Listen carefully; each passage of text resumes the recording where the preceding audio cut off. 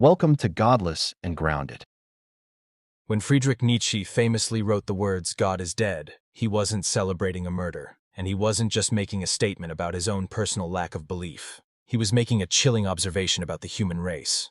You've likely seen the phrase on t-shirts or in memes, but the depth of what Nietzsche actually proved is far more grounded in history and logic than most people realize.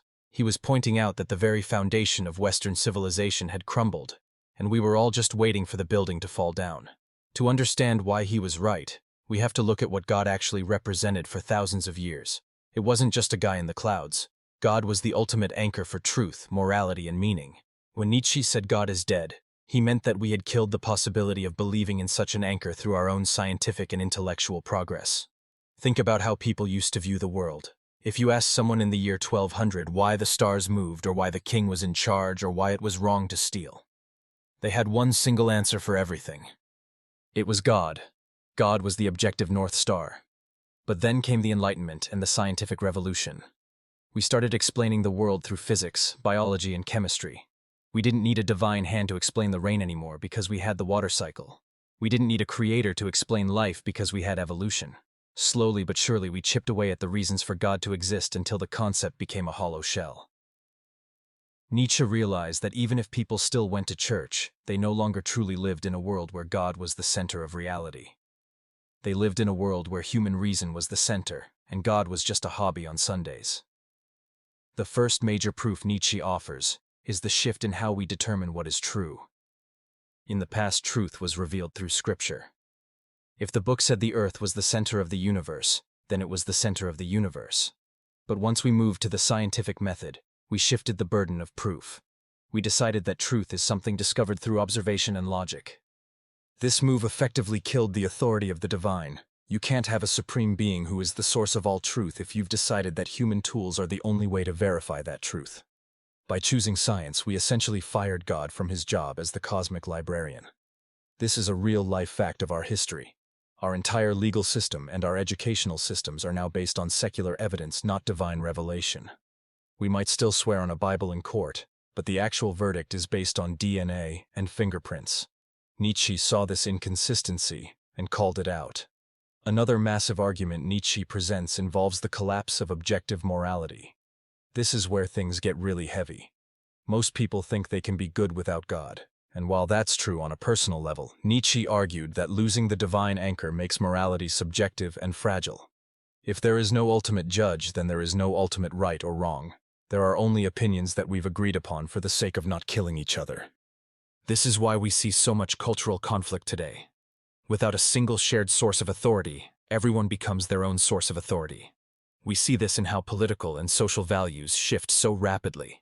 Nietzsche predicted that the death of God would lead to a period of nihilism where people feel that nothing matters because there is no grand plan. If you've ever felt a sense of existential dread, or wondered what the point of it all is, you are feeling the effects of what Nietzsche proved. He showed that once you remove the top brick of the pyramid, the whole structure of human values begins to wobble. Nietzsche also pointed out the hypocrisy of the modern world. He noticed that people wanted to keep the fruits of religion, like the idea of human rights and equality, but they wanted to get rid of the roots, which was the idea that humans are made in the image of a creator. He argued that ideas like universal human rights don't actually exist in nature. In nature, there is only the strong and the weak, or the lucky and the unlucky. The idea that every human life has intrinsic value is actually a religious hangover. By proving that God is dead, Nietzsche was challenging us to find a new reason to value each other.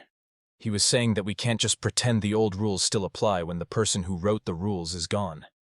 This is a very logical point. You can't have a law without a lawmaker. If we are the ones making the laws, then the laws are just reflections of our own desires and power dynamics, not eternal truths. History has backed Nietzsche up in a pretty brutal way. He predicted that the 20th century would be defined by massive wars because without God as a unifying force, people would turn to ideologies like nationalism or communism to fill the void. He was right. When people lost their faith in the divine, they started putting their faith into the state or into a political leader. They turned the government into a new kind of God. This led to some of the greatest tragedies in human history. This is a compelling argument because it shows that the death of God isn't just a philosophical debate. It has real-world consequences for how we organize society. We replaced the worship of the creator with the worship of the collective, and the results were often catastrophic. Nietzsche proved that the human need for meaning is so strong that if we don't have a god, we will invent something else to play the part. Furthermore, Nietzsche explored the idea of the will to power. He argued that since there is no divine plan, life is essentially about the struggle to grow and express strength. He wasn't saying we should be mean or cruel, he was saying that we should be honest about what drives us. In a world where God is dead, we are the creators of our own destiny. We are the ones who have to decide what is beautiful and what is worthwhile. This is both terrifying and liberating. It's terrifying because there is no safety net, but it's liberating because we are no longer slaves to a cosmic dictator. Nietzsche's proof isn't just a logical syllogism. It's an observation of the psychological shift in the human species. We have grown up and moved out of our parents' house, but we haven't quite figured out how to pay the bills yet. Let's look at the argument from the perspective of religious history. Every civilization before us had a god at the center. The Egyptians, the Greeks, the Romans, they all eventually saw their gods die. Nietzsche simply pointed out that the Christian God was next on the list. He proved that religions are like languages. They are born, they flourish, and they eventually become obsolete as the world changes. Our world is now a world of technology and global communication. The old myths don't fit the new reality. When you look at the decline of church attendance and the rise of the religiously unaffiliated, you are seeing Nietzsche's proof in real time. It's not that people are becoming smarter necessarily, it's that the environment that made God believable has disappeared. We live in a world of concrete and glass, not a world of spirits and demons. Another argument lies in the way we handle suffering. In the past, suffering was seen as a test or a punishment from God. It had a purpose. Nietzsche realized that in a world without God, suffering is just an accident. There is no reason for a child to get sick, or for a natural disaster to happen. This makes life harder to bear in some ways, but it also makes it more honest. By proving God is dead, Nietzsche forced us to look at the world as it actually is, rather than as we wish it to be. He argued that the religious view was a form of escapism, a way to avoid the harshness of reality. By accepting that God is dead, we are forced to become stronger and more resilient. We have to find ways to help each other because we know that no one is coming from the sky to save us. Nietzsche's proof is also visible in the way we consume art and culture. In the past, art was almost entirely dedicated to the divine. Think of the cathedrals of Europe or the great religious paintings. Today, art is about the individual experience. It's about our feelings, our struggles, and our own personal perspectives. This shift shows that we have moved from a God-centered culture to a human-centered culture. Nietzsche saw this coming and warned that it would lead to a great deal of narcissism and confusion. If everyone is their own God, then who is right when we disagree? This is the central conflict of the modern age. One of the most powerful points Nietzsche made was about the psychological impact of losing the divine. He described a madman running through the streets with a lantern crying out that he was looking for God. The people laughed at him because they didn't realize the gravity of what they had done. Nietzsche was saying that the death of God is such a massive event that we haven't even fully processed it yet. It's like a star that has died, but its light is still reaching us. We have the feelings of religion without the actual belief. Nietzsche proved that we are in a transitional phase of human evolution. To wrap this up, Nietzsche didn't just win an argument, he described a historical fact. He proved that God is dead because he showed that the idea of God no longer functions as the foundation of our world. We are the ones in charge now, and that is exactly what he meant. He proved that the age of faith is over and the age of human responsibility has begun. Whether we like it or not, we are standing on a planet spinning through a void with no one to guide us but ourselves. Nietzsche's work serves as a map for this new reality. He isn't the one who killed God, he just had the courage to tell us that the body was already cold. Building on the idea that we are living in the light of a dead sun, we have to look at the massive hole that God's departure left in the human heart. Nietzsche wasn't just a cold logic machine. He was deeply concerned with the human spirit. He argued that for thousands of years, the idea of a higher power gave people a sense of cosmic significance. It told the average person that their suffering mattered, that their hard work was seen, and that there was a happy ending waiting for them. When Nietzsche proved that this foundation was gone, he exposed a psychological vacuum. This is one of the most compelling arguments for his God is dead thesis, the rise of modern anxiety and the search for identity. In a world where God is dead, you aren't born with a purpose anymore. You have to invent one. For many people, that pressure is absolutely crushing. This brings us to the argument of the true world versus the apparent world.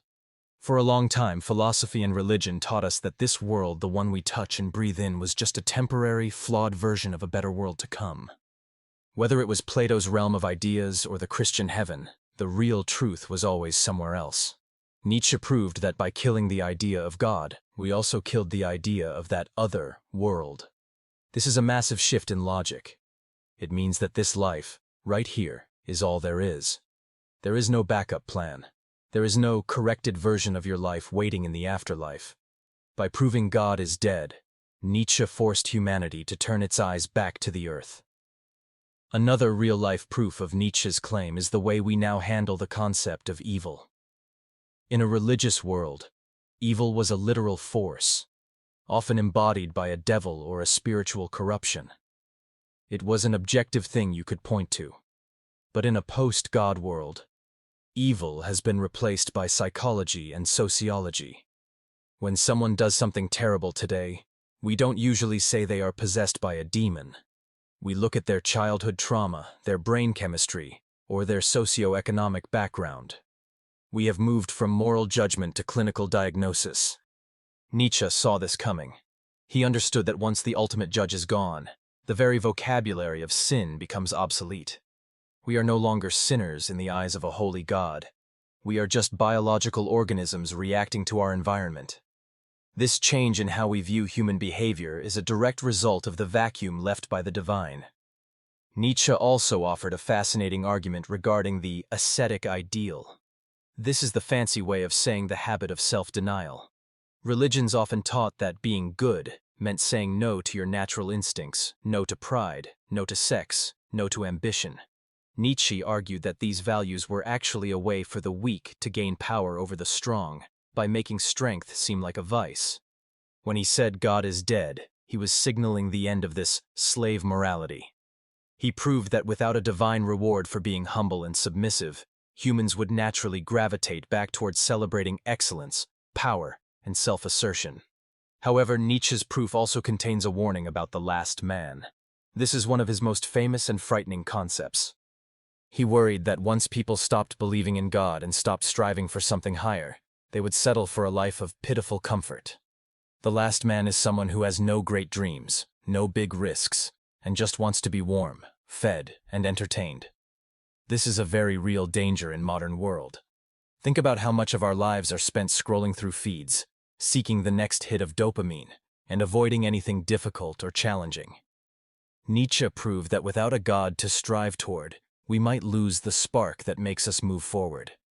He wasn't just saying God is dead. He was asking if we have the guts to become something more than just consumers. We can also see his logic at work in the death of the author, in literature and art. In the past, the meaning of a book or a painting was tied to the creator's intent, much like the meaning of life was tied to God's intent. But in the modern world, we've decided that the reader creates the meaning. This is a perfect mirror of Nietzsche's philosophy. Since there is no ultimate author of the universe, there is no single correct meaning to life. You are the author of your own story. This is a fact of modern existence. We are pluralistic. We accept that your truth might be different from my truth. This radical subjectivity is only possible because the objective center God has been removed from the equation. The historical evidence for the death of God is also found in the evolution of our language. Notice how many religious words we've secularized. We talk about sacred rites, crusades against cancer, and prophets of technology like Steve Jobs or Elon Musk. We are using the ghost of religious language to describe purely human activities. This proves Nietzsche's point that the old religious structures are still haunting our minds, even if the heart of the belief is gone. We are trying to keep the vibe of religion without the burden of the deity. It shows that we are in a state of denial, trying to use the tools of a dead system to build a new world. Finally, Nietzsche's proof culminates in the idea of eternal recurrence. He challenged us with a thought experiment. If a demon told you that you had to live this exact life over and over again, for all eternity, would you scream in horror or would you celebrate? But if God is dead, this life is it. Nietzsche used this to prove that we must live in a way that we would be proud to repeat forever. He turned the focus from pleasing God to becoming who you are. This is the ultimate logical conclusion of atheism. If there is no judge, then you are the one who must be satisfied with your life. Nietzsche didn't just win a debate, he diagnosed a shift in the human soul. He proved that God is dead, because he showed that we have outgrown the need for a divine parent. We have taken the fire from the gods, and now we have to figure out how to keep it burning without burning the house down. It's a heavy responsibility, and most people are still trying to look away from it. One of the most practical proofs Nietzsche offered for the death of God can be found in our modern obsession with celebrity and fandom. In the past, people looked at icons of saints or statues of deities to find an ideal to emulate. Today, we have replaced the altar with the screen.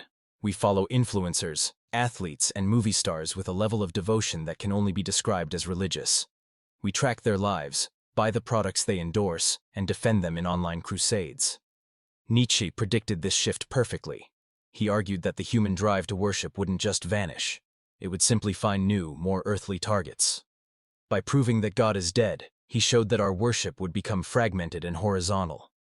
Instead of looking up at the heavens, we started looking across at each other, trying to find someone, anyone, who seems to have figured out how to live with style and power in a meaningless universe. We also see Nietzsche's logic in the way we handle the concept of justice. For most of history, justice was seen as something that would eventually be balanced out by a divine power. If a bad person got away with a crime, people took comfort in the idea that they would face a final judgment after death. But in a world where God is dead, that comfort is gone. This is why our modern society is so intensely focused on immediate, systemic justice. We realize that if justice doesn't happen here and now, it will never happen at all. This creates a massive amount of social pressure and urgency. Nietzsche proved that when you remove the eternal perspective, every moment becomes infinitely more heavy. We are more sensitive to unfairness today because we know there is no cosmic correction coming to save us. We are the only judges left in the courtroom. Furthermore, look at the rise of spirituality as a replacement for religion. Millions of people today describe themselves as spiritual but not religious. They like the idea of meditation, mindfulness, and feeling connected to the universe, but they reject the idea of a law-giving God or a specific church. Nietzsche saw this as a symptom of the transitional period he predicted. It is the attempt to keep the feeling of the divine, while throwing away the authority of the divine. This is a real-life fact of our current culture. We want the peace of mind that comes with faith, but we don't want anyone telling us what to do or how to live. Nietzsche proved that once the central authority of God is removed, religion becomes a buffet where you pick and choose only the parts that make you feel good. This proves that God, as a sovereign ruler, is dead and has been replaced by the individual's own personal preferences. Lastly, the death of God is proven by the way we treat death itself. In a religious age, death was a transition or a going home. Today, we treat death as a medical failure. We pour billions of dollars into life extension, biohacking, and anti-aging research. This is because, in a post-God world, death is no longer a doorway. It is an absolute wall. Nietzsche's proof forces us to admit that we are terrified of the end because we no longer believe there is anything on the other side. This is why we are so obsessed with leaving a legacy through our work, our kids, or our digital footprint. We are trying to find a way to become immortal through our own efforts because we no longer trust a God to do it for us. Nietzsche proved that by killing the idea of the soul, we made the body the most important thing we own. We are now living in a world where the laboratory has replaced the temple as the place where we seek eternal life.